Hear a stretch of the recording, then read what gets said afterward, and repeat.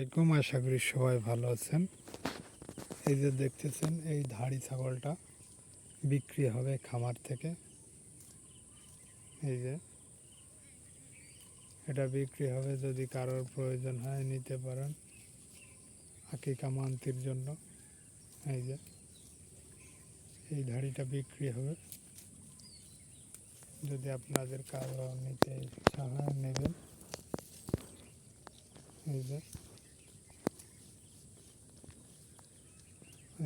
এই ধাড়িটা বিক্রি হবে, যদি কারো নিতে ইচ্ছা হয় তা নেবেন।